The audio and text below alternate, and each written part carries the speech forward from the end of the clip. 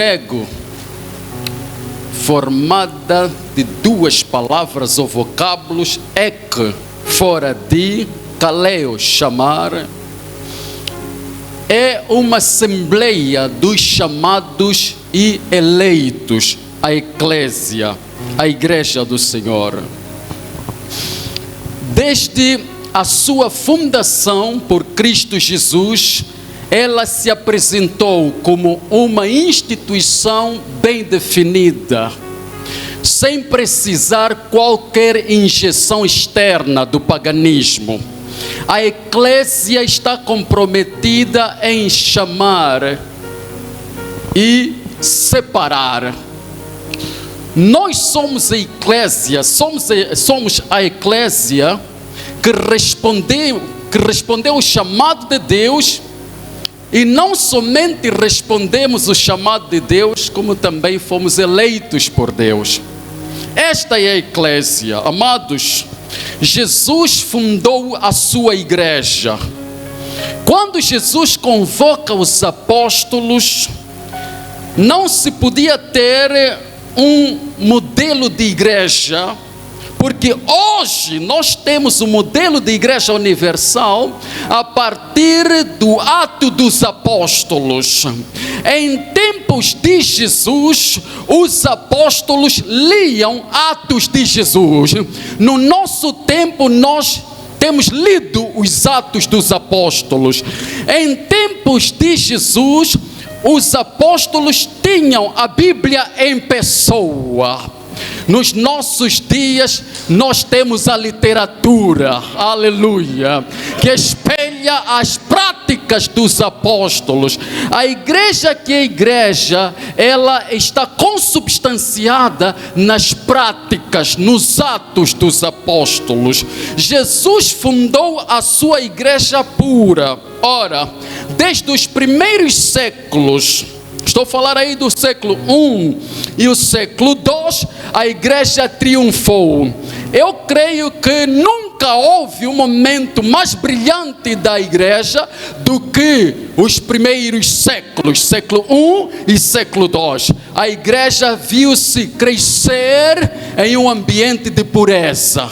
A igreja viu-se crescer focada em Cristo. A igreja continuou pura durante 2 séculos. Vindo o 3º século, estamos a falar propriamente dos anos 313, a igreja foi forçada a contrair matrimônio. A igreja tinha sido levada aos altares de Roma. Estou dizendo aqui, desde o momento em que o cristianismo é confirmado como instituição legal em Roma, a institucionalização do cristianismo levou a igreja forçosamente a contrair o casamento com o Estado. Ela foi levada, como disse, no altar de Roma, apadrinhada por Constantino. Constantino foi o padrinho para um casamento forçado da igreja.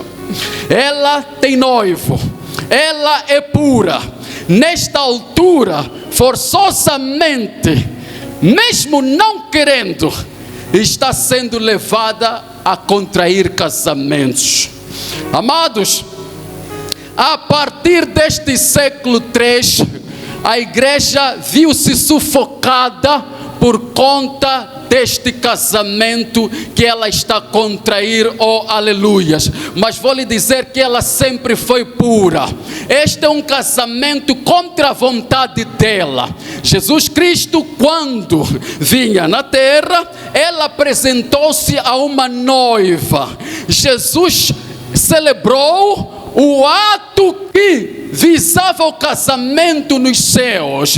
Vamos olhar para uma analogia de casamento. Jesus vem, se apresenta a noiva, Jesus compra a noiva com seu sangue, Jesus deixa princípios completamente definidos para a noiva, e ele promete à noiva que iria por um espaço de tempo, mas voltaria. A noiva tem compromisso. Amados, a igreja tem compromisso com seu noivo.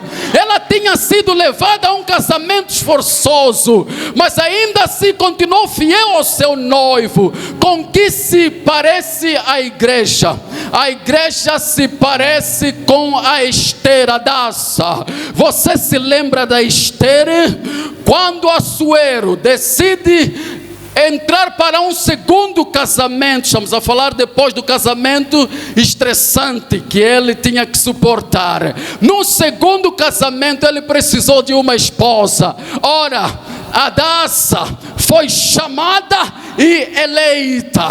A igreja foi chamada e eleita. Hadassah, quando chamada, ela se submeteu a um período de tempo até que fosse apresentada ao noivo ou marido Assuero. Hadassah foi banhada durante 12 meses. 6 meses recebeu banho de mirra, outros 6 meses com especiarias. A mulher estava sendo banhada. Efésios capítulo 5, versículo 25, 26. Vós, marido, amai as vossas mulheres como Cristo amou a igreja e assim mesmo se entregou a ela para purificá-la, lavando-a com a palavra, com a água que é a palavra. Aleluia! Hadassah está sendo chamada, separada, mas lavada. A igreja tem compromisso. Ela está aqui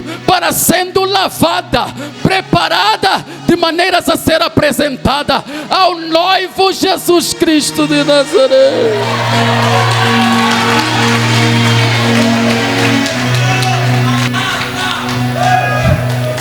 Hadassah, a esposa de Assuero. A igreja se compara ao casamento de Assuero. Oh, aleluia! Ela tem noivo, está fiel ao seu noivo.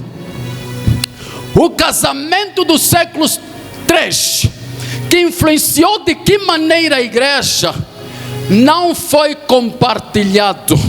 O casamento é a união de dois seres sexo-opostos,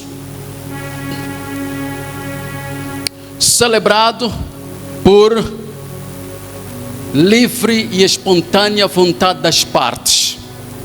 A igreja, quando foi levada a celebrar o casamento com o Estado, ela não gostou, porque sabia que tinha o noivo.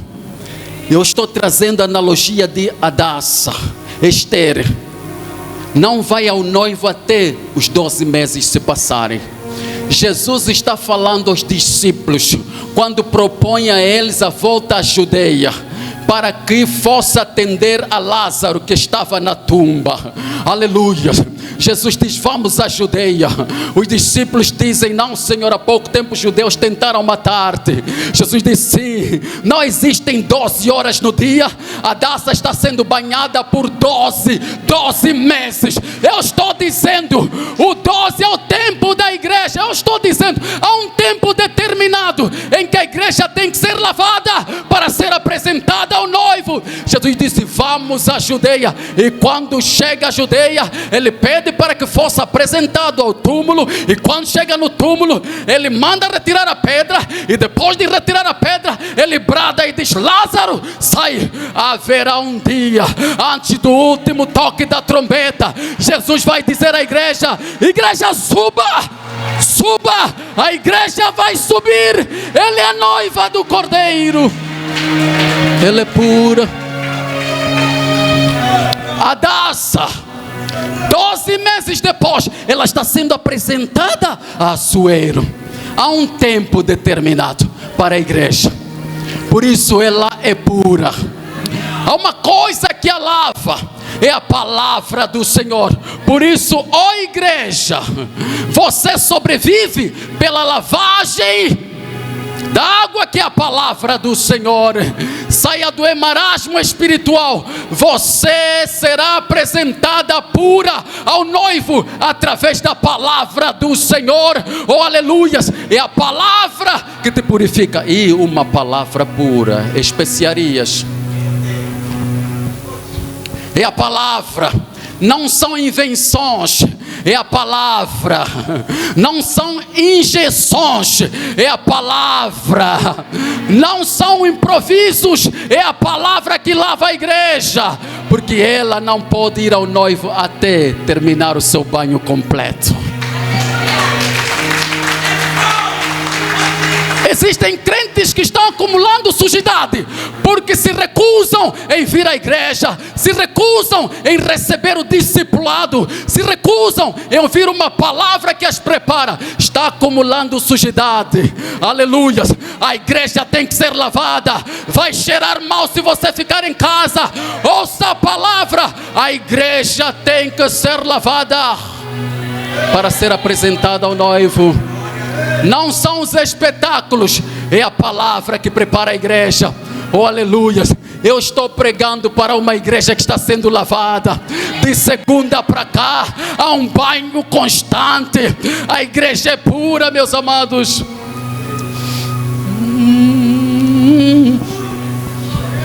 Ela é fiel ao noivo. Lá vem a história. E graças a Deus que ao nível do mundo, não existe nenhum estado que tenha uma igreja estatal. Fique bem claro, o estado não tem autoridade sobre a igreja. A igreja é neutra. A igreja é do Senhor.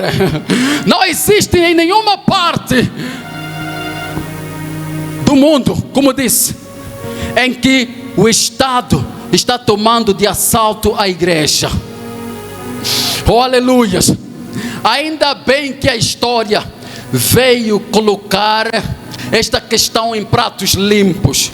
Lembrando-nos da história, vamos para o parlamento francês.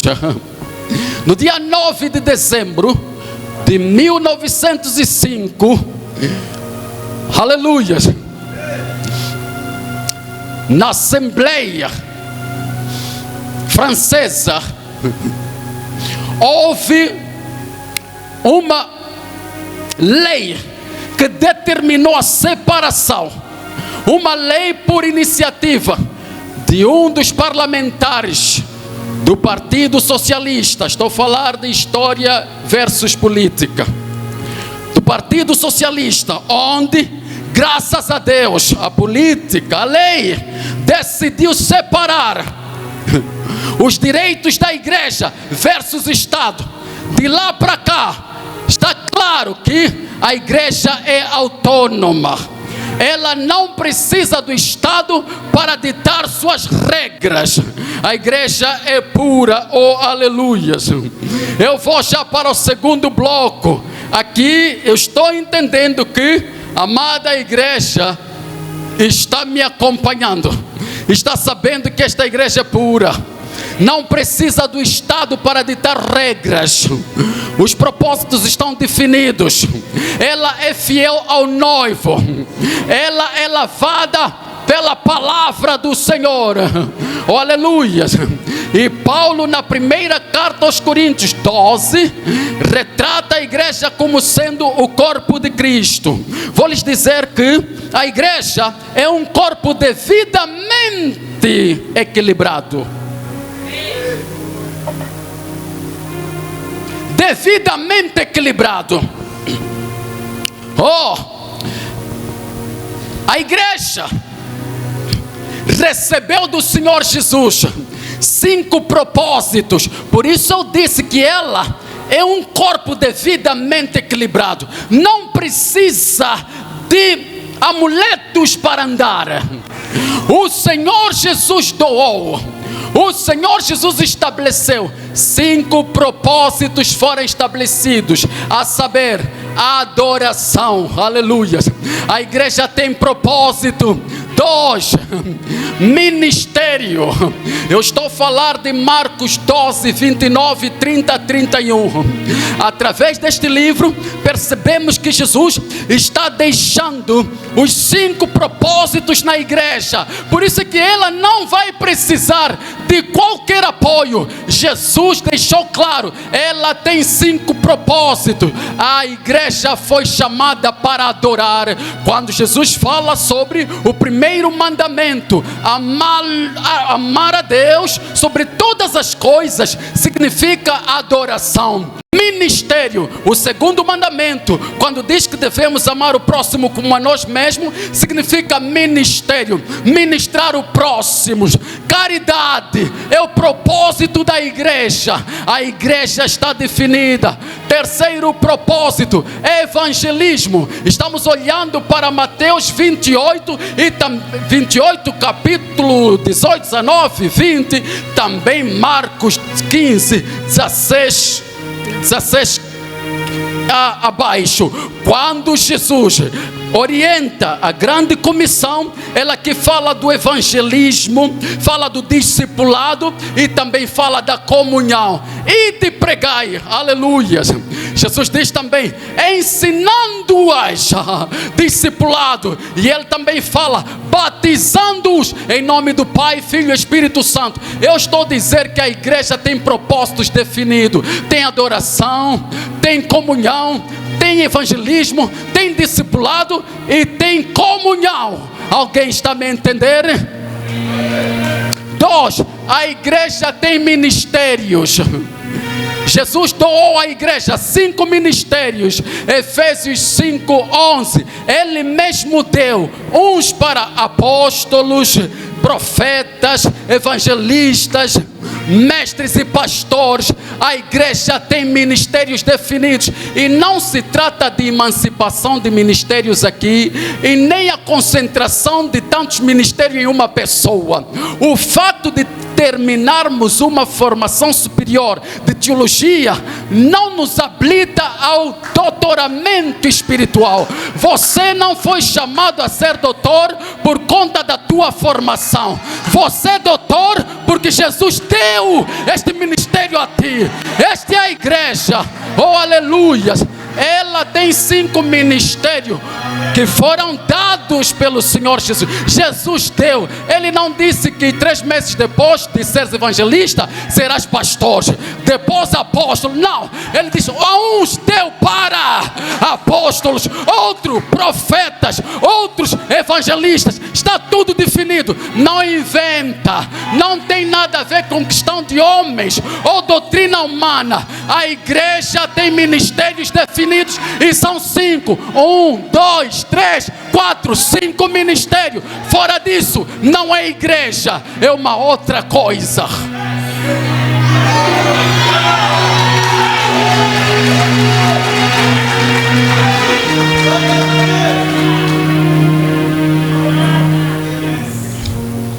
Eu disse que ela é um corpo devidamente estabilizado.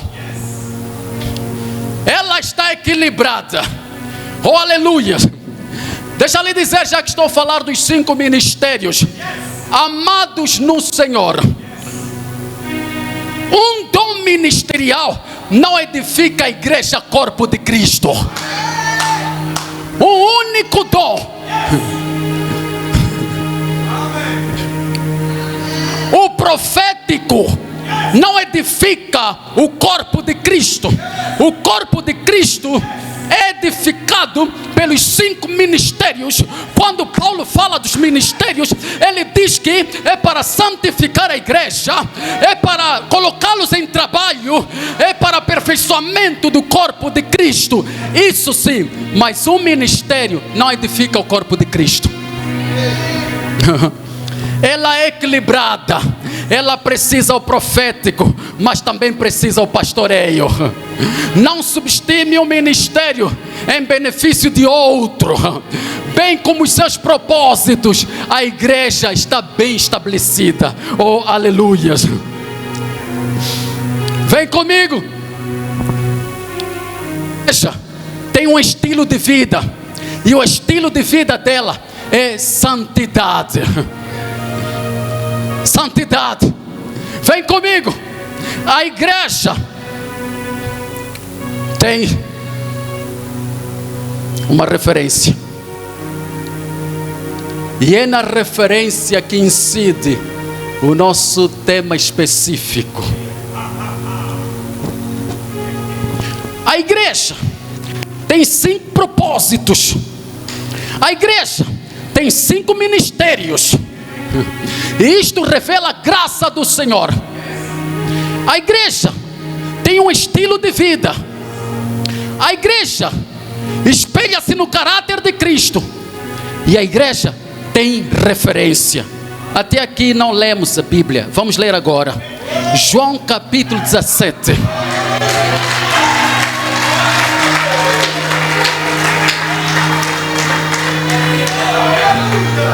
Até aqui não fizemos a leitura. Agora faremos. Vamos fazer a leitura. Vamos fazer a leitura.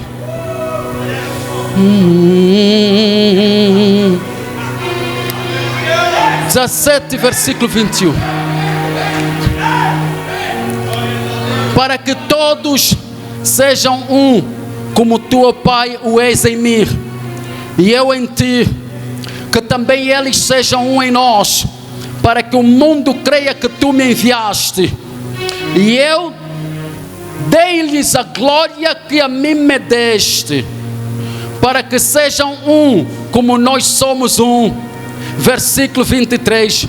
Eu neles e tu em mim, para que eles sejam perfeitos em unidade, e para que o mundo conheça que tu me enviaste a mim, e que tens amado eles como me tens amado. Oh, aleluias.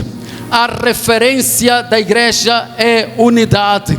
Sem dúvida alguma, o Senhor Jesus viu as divisões que entrariam na cristandade, por isso Ele orou. Jesus viu os nossos dias, Jesus viu os nossos tempos, por isso se antecipou, orando ao Pai, para que o Espírito Santo concedesse que a igreja fosse uma. Oh, aleluias.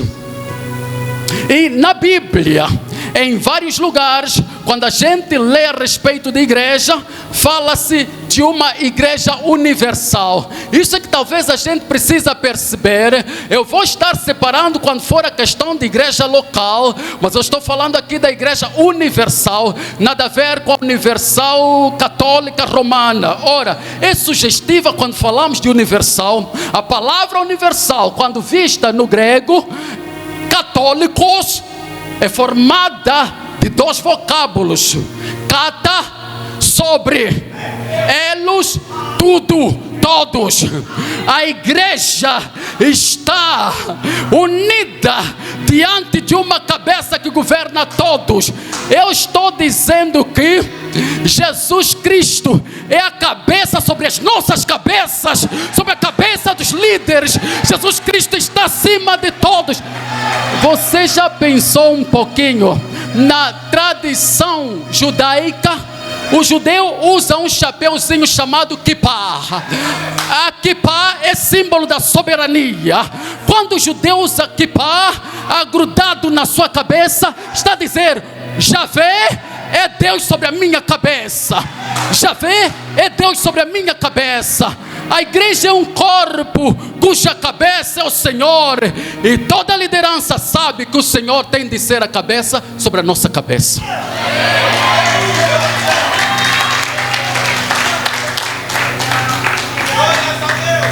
Nós só nos vamos manter puros no foco da igreja quando soubermos que o Senhor Jesus é a cabeça sobre a nossa cabeça.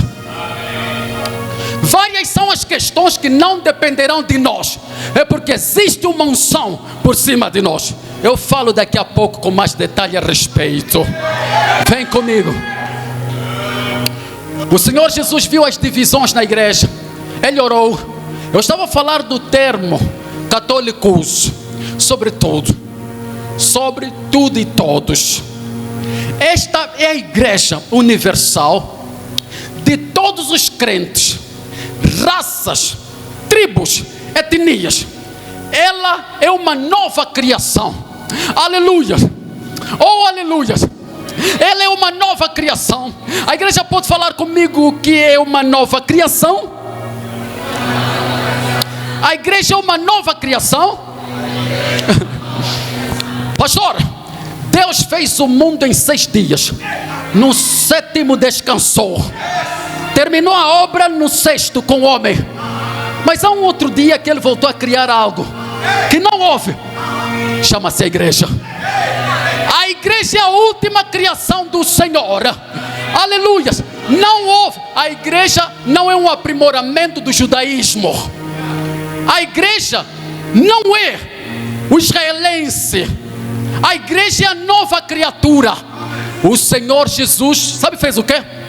Pegou o chumbo e a prata, fundiu, deu ouro, que é a igreja. Chumbo e prata fundiu, deu ouro, que é a igreja. Não, chumbo e prata não resultam em ouro. Mas o exemplo é esse. Jesus trouxe uma nova criação. Por isso é que eu estou dizendo, ela é isenta de qualquer divisão nacionalista, tribos e raça, por ser uma nova criatura. E o novo a que me refiro não é de aprimoramento, é de qualidade. Não houve no Antigo Testamento. É uma coisa nova. A igreja. Por isso é que não se pode aprimorar o novo, que é a igreja. Não, você não está a entender. Não se pode criar invenções para adoçar a igreja. Ela é nova. Não se aprimora. A igreja é original por si só. Ela não teve um evoluir para trazer aqui um ambiente novo. Jesus fez algo novo, completamente novo. Pegou o judeu e o grego, fez igreja. Ela não tem mais divisão. As divisões não vincam na igreja, por ser algo novo. Não renovemos, não aprimoremos aquilo que é novo. Não se pode colocar remendo antigo em pano novo. A igreja é nova. Assim que quando alguém está em Cristo, nova criatura é.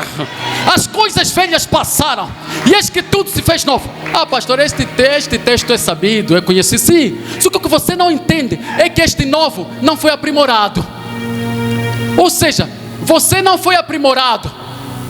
Jesus fez-te de novo. E a palavra novo aqui é kainos, novo de qualidade.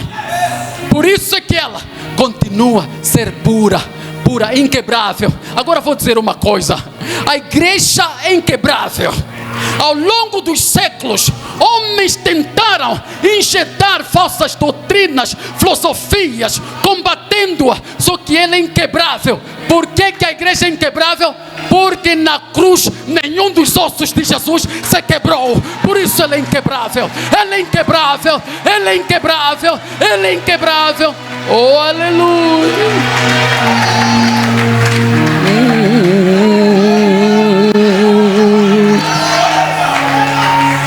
Se alguém quebrasse o osso de um dos ossos, aí sim ela seria suscetível à quebra. Não, quebrar é diferente de quebrantamento em termos teológicos. Ela é quebrantada, mas não quebrada, porque os ossos de Jesus não foram quebrados. Não foram quebrados. Esta é a igreja do Senhor.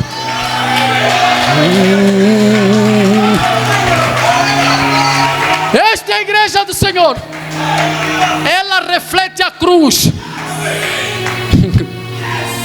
Ela reflete a cruz.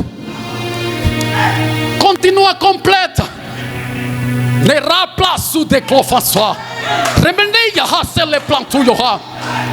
Esta é a igreja. Vem comigo. Jesus está dizendo: Pai, eu rogo para que eles sejam um.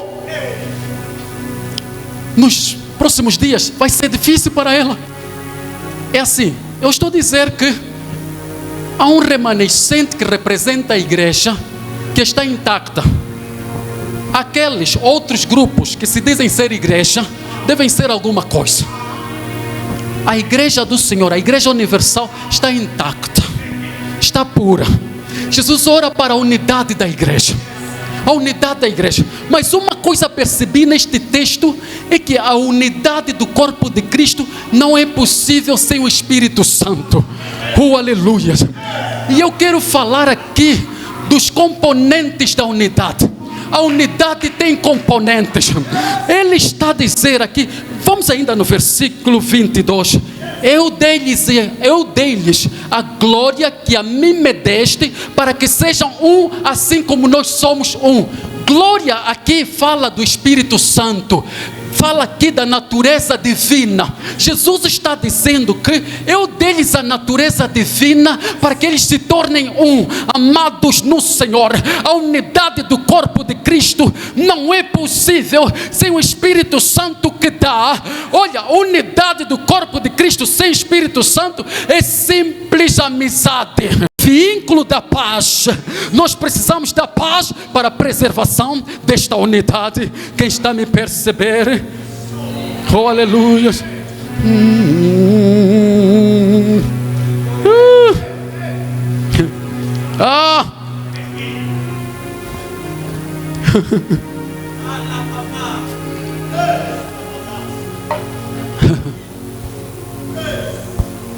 Vamos. Obrigado, pastor.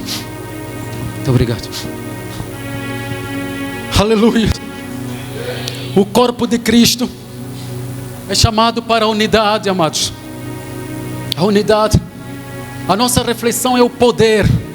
É o poder da unidade do corpo de Cristo. Oh, aleluia. Deixa eu lhe dizer que existem, dentre tantos, 3 dimensões da unidade. São dimensões em que a unidade atua.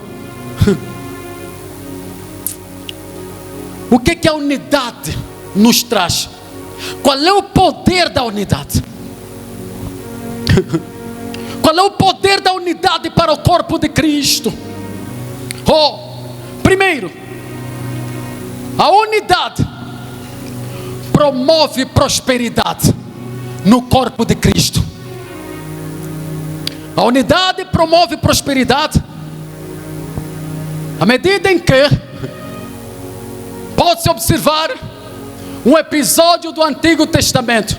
Permita-me voltar no Antigo Testamento. Segundo o livro dos Reis, capítulo 3. Samaria foi sitiada pelos sírios. Ben-Hadad, rei da Síria, sitiou, agravou a situação político-social de Samaria. Samaria entrou em declínio. Houve uma crise acentuada em Samaria, de maneiras que algumas mulheres chegaram a compartilhar a refeição de bebê. Chegou a se comer um bebê em Samaria.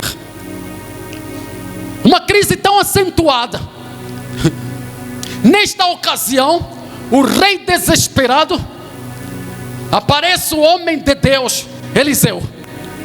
O homem de Deus profetiza abundância no próximo dia. E aí havia um capitão que não acreditou. Vamos resumir a história.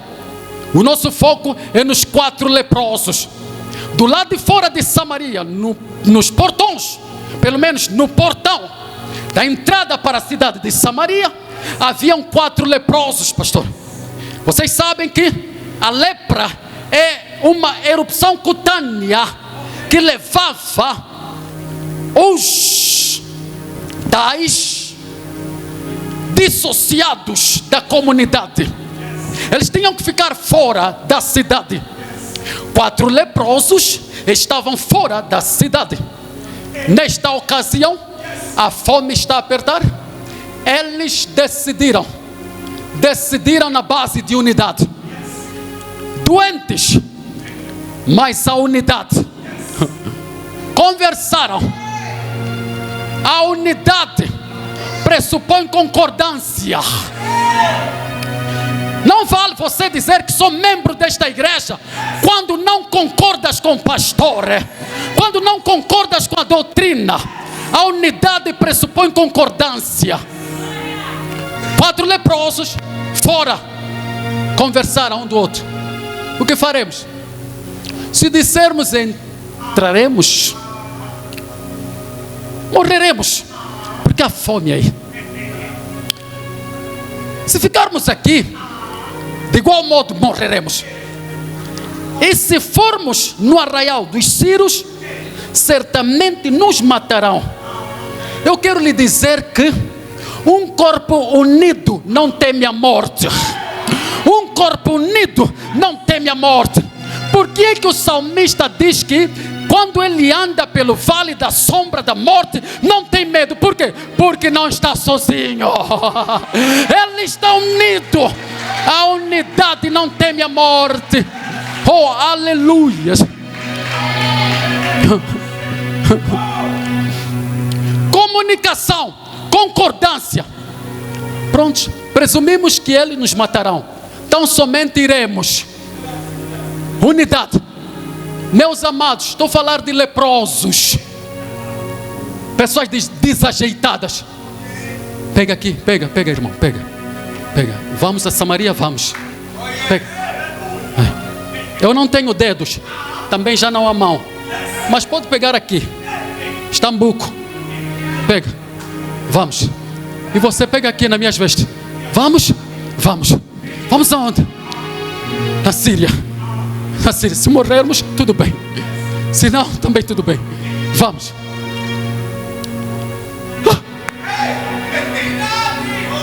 Já imaginaste passos de leproso? Por causa da sua determinação em unidade, Deus levantou. Deus fez parecer que aí vinha cavalos de guerra, aí vinham carros de guerra, amedrontando os sírios. Os sírios acharam que estavam sendo cercados por Israel. Presumiram que Israel convidou o rei dos amorreus e dos egípcios para virem contra eles. Não foi por isso. Somente 4 pessoas unidas e determinadas, não temeram a morte, disseram: vamos.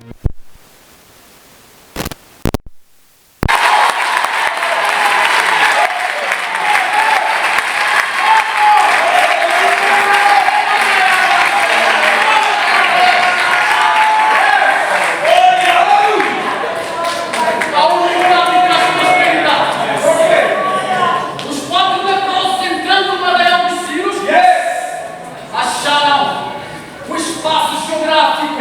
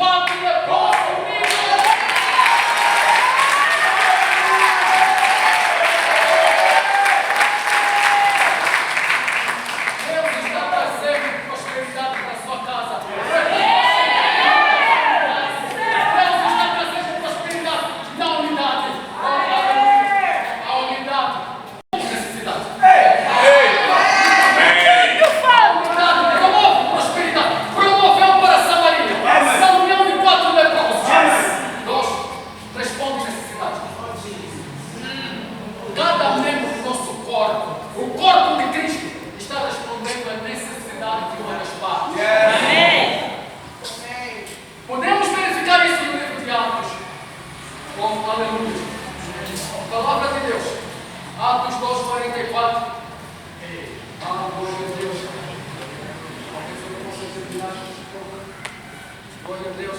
Atos, encontrar esse povo.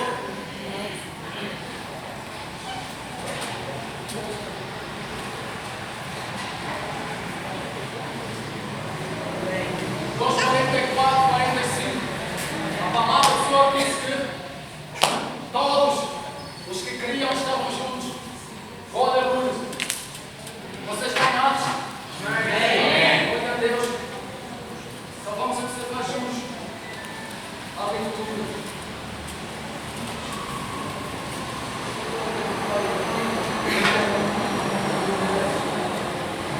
Glória a Deus. Estamos liberados? Estou no versículo 44. Todos os que criam estavam juntos e tinham tudo em comum. Vendiam suas propriedades e fazendas e repartiam com todos, segundo cada um tinha necessidade. A unidade promove prosperidade e responde necessidade. Aleluia. Eu disse na introdução que o amado pastor Isaac tem sido um testemunho claro neste assunto. Sabe, nós temos dirigido um ministério de misericórdia, aleluia, por conta desta celebração de unidade. Sabe, o pastor tem sido veículo de Deus para responder algumas necessidades do ministério de misericórdia, quer seja em matérias de mídia ou mesmo de ligações de elos, celebrações de relacionamento que estão trazendo bênção, que estão respondendo ao ministério. Nós precisamos orar para uns 3, 4, quanto mais 10 do tipo deste coração.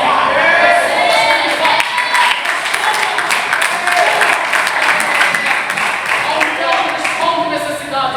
Deixa de dizer, amados, músico e compositor, se você tiver possibilidade para apresentar de várias maneiras o seu trabalho, e entender que ao lado de ti há um irmão com dom excelente, há uma igreja onde se pode identificar um levita com excelência, você deveria responder àquela necessidade.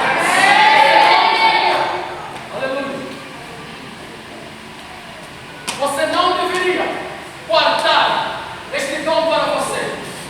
Jesus estabeleceu o corpo para que os membros respondessem às necessidades. Tal se pode ver no livro de Atos, na igreja primitiva. Por que não houve necessidade? Porque os membros do corpo respondiam às necessidades daqueles que precisavam. Eles vendiam suas propriedades e fazendas. Aqueles que não tinham beneficiado. E assim não havia necessidades naquela igreja. A unidade responde necessidades. Alguém está me entendendo? Existem ministros do louvor, pastores que usam púlpito, associações cristãs que estão tendo vários privilégios na recepção de várias doações.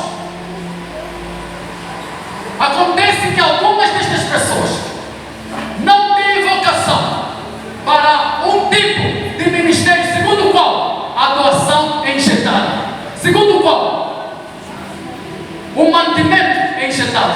O que ele faz? Em um mês tenta criar um movimento para justificar aquele apoio. Não reconhece que é um membro do corpo. Se é um membro do corpo, precisa entender. Você é produtor? És membro do corpo? Aí você diz, não, eu ganho nisso. Mas se você responder esta necessidade, amanhã ele vai responder algumas das tuas necessidades. Este é o corpo. Para que flua. Este é o caráter do corpo de Cristo. Este é o comportamento dos membros. O pé está sujo, vamos lavar com as mãos. As costas estão a coçar, vira para cá para. Está a arder, coça. Interagindo. Eu não faço este trabalho, mas há quem está fazendo. Venha. O corpo de Cristo torna-se poderoso sem necessidades gritantes quando os membros responderem. Eu falo para uma igreja universal, uma igreja abrangente. Oh, aleluias! Amado no Senhor, ministro de Deus, diante de várias oportunidades que você terá, o Senhor estará te apresentando. Identifica o membro do corpo de Cristo. Oh, aleluias! A igreja não é nossa propriedade. Não diga primeiro eu, segundo eu, terceiro eu. Como é que eu vou ajudar este ministério quando eu ainda preciso? Você é membro do corpo. Os membros estão respondendo à necessidade.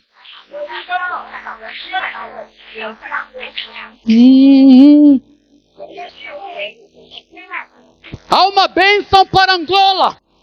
E eu sou pastor presidente nesta província.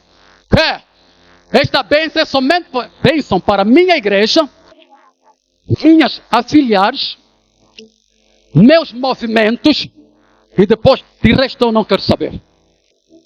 Isto não é unidade.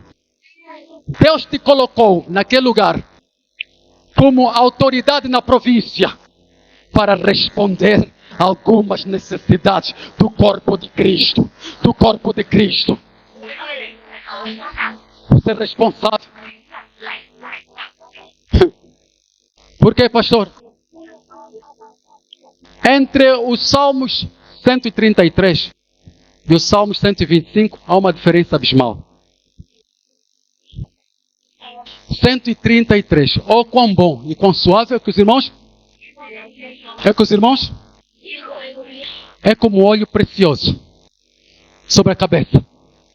Agora, uma coisa é tão profunda que o texto bíblico nunca diz de quem é esta cabeça. A barba é de alguém. É de Arão.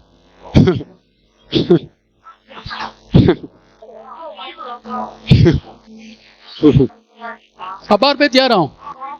Não, eu já procurei em algumas Bíblias e outras versões, comentários. Eu não consegui localizar de quem era aquela cabeça. Mas em espírito. Em espírito. Em espírito. O Senhor nosso Deus é a cabeça. Sobre a cabeça de qualquer líder que esteja no ministério. É como óleo precioso sobre a cabeça, que desce sobre as barbas de Arão, e vai às orlas. Sabe, aqui temos um contexto hierárquico de liderança. Deus está abençoando a igreja através de um líder. Irmão, você tem que entender que a igreja reflete a devoção do líder, a pureza do líder, a determinação do líder, a paixão do líder. O fator número 1 para a credibilidade na igreja consiste na liderança. É o líder. Uma igreja devota, uma igreja santa está tendo um líder devoto, um líder santo. Uma igreja vibrante no Senhor está tendo um líder vibrante. O líder é a vela de ignição. Arão foi a vela de ignição. O olho sobre a cabeça, desce nas barbas e vai às orlas. Está a falar de igreja, está a falar do povo de Deus. Agora, veja a comparação. É como o orvalho de Hermon, que desce sobre os montes e montes de Sião. Eu estou a falar do poder de unidade. Entre Hermon e Sião existe uma diferença abismal. Por cerca de 350 quilômetros de distância. Sião é mais conhecido do que propriamente Hermon.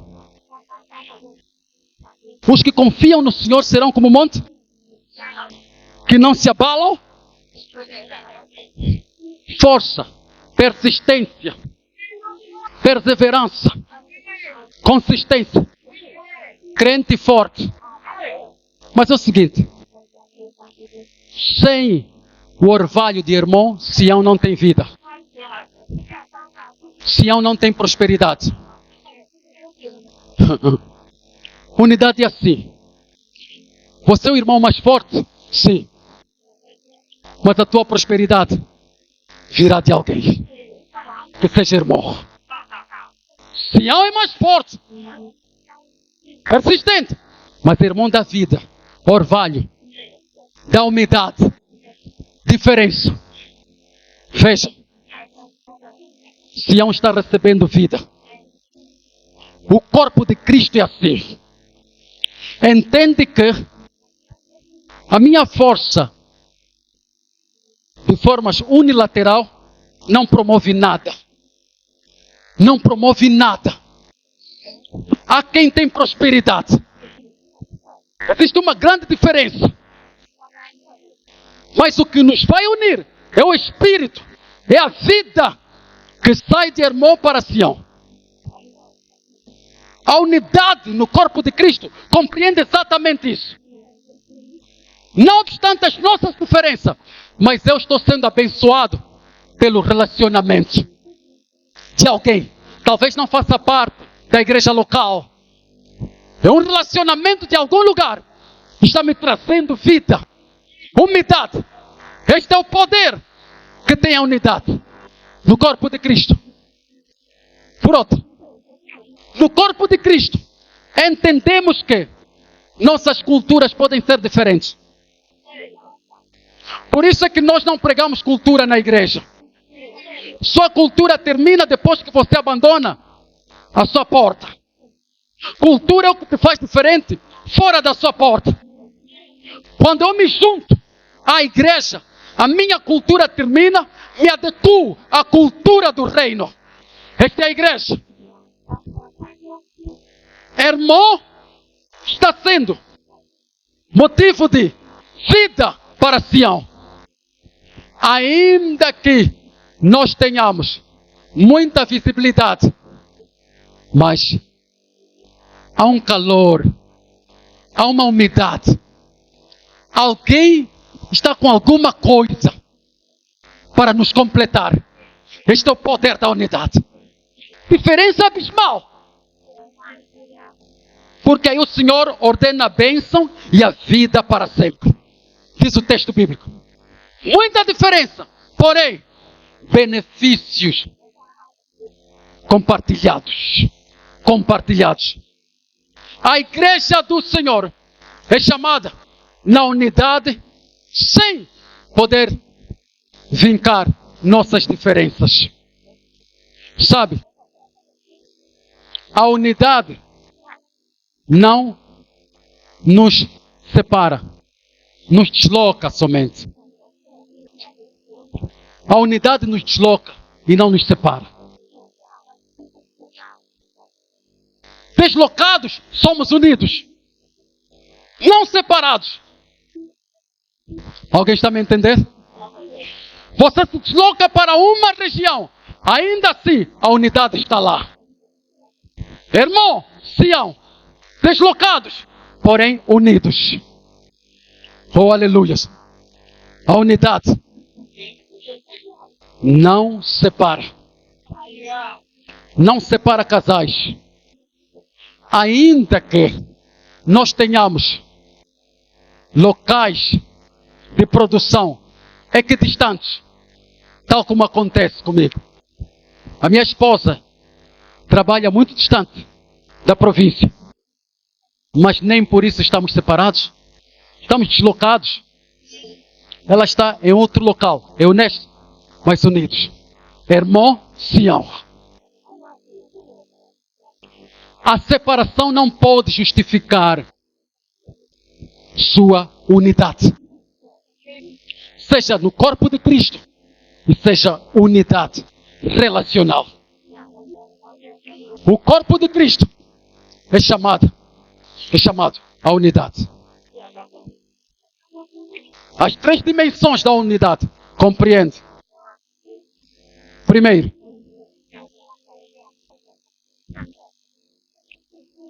trazendo prosperidade para nós. E esta unidade nos vai levar ao êxito da igreja em Angola. O que acontece? Uma igreja unida não se preza na influência do Estado. Se a igreja não for unida, o Estado vai se apossar de nós. Eu quero que você levante e eu vou terminar isso. Em pé, por favor. O Senhor fala no meu coração. Pode se levantar, eu vou terminar. Vou terminar as últimas palavras. O Senhor fala no meu coração que algumas igrejas locais, na vertente universal, estou a falar de todas as igrejas locais, aquelas que têm sido referência, o Senhor fala no meu coração que algumas destas deixarão de ser referência. Por quê? Porque o foco está perdido. O Senhor fala no meu coração que Ele levanta uma igreja que se parece com Davi. A igreja Saul, ela tem que deixar de ser referência. E ela deixará de ser referência. Quando a igreja perde o foco, ela perde a glória do Senhor. Nos próximos dias, nós veremos um grande embate contra a igreja em Angola. Nos próximos dias, nós veremos a concorrência de algumas coligações, agremiações,